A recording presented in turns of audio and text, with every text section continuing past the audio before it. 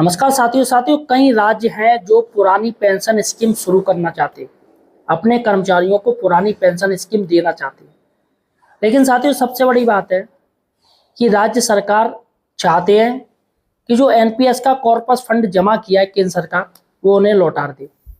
जी हाँ साथियों, और अगर ऐसा होता है तो निश्चित ही साथियों तमाम राज्य सरकारें जो गैर बीजेपी है वो ओपीएस लागू कर सकती हैं। जिसमें साथियों एक हिमाचल प्रदेश है। हिमाचल प्रदेश में कांग्रेस की सुक्खू सरकार है, वहां के मुख्यमंत्री हैं सुखविंदर सुक्खू। उन्होंने साथियों राज्यपाल को एक ज्ञापन सौंपा है और ज्ञापन में कहा गया है कि 9,000 रुपए लौटा दिए जाएं। उनके राज्य की तरफ से जितने भी कर्मचारी हैं उन्होंने एनपीएस के माध्यम से केंद्र सरकार के कॉर्पस फंड में 9,000 करोड़ रुपए जमा किए। अब साथियों वो उसकी मांग की जा रही है, बाकायदा सरकार की तरफ से ज्ञापन दिया जा रहा है। बाकायदा साथियों कर्मचारी संगठन जो कि राज्यपाल को ज्ञापन दे रहे हैं और उनका कह रहा है कि आप हमें भाई 9,000 करोड़ रुपए लौटा दीजिए, सरकार अपने स्तर से सभी को पुरानी पेंशन दे देगी।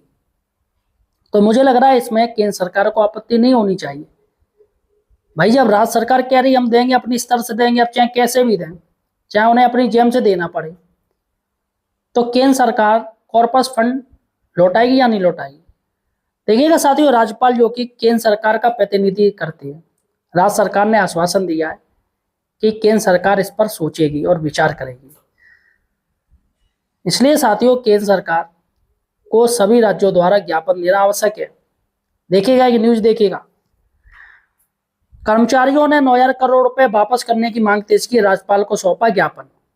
कर्मचारियों के 9,000 करोड़ लौटाए केंद्र, नई पेंशन स्कीम कर्मचारी महासंघ ने राज्यपाल को सौंपा ज्ञापन। तो यहाँ पर राज्यपाल को ज्ञापन दे दिया है। नई पेंशन स्कीम कर्मचारी महासंघ ने कर्मचारियों के अंशदान और उससे जुड़ी वित्तीय सुरक्षा को लेकर राज्यपाल से महत्वपूर्ण मुलाकात की और विस्तृत ज्ञापन सौंपा।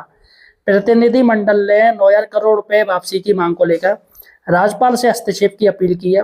प्रतिनिधिमंडल ने कहा कि कर्मचारियों की सेवा अवधि में उनके अंशदान से जो राशि जमा हुई है वह उनकी मेहनत की पूंजी है और उस पर उसका पूर्ण अधिकार है।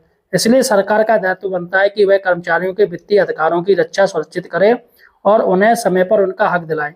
ज्ञापन में कहा गया है कि कर्मचारियों की जमा राशि और पेंशन से जुड़े मुद्दे लंबे समय से लंबित है।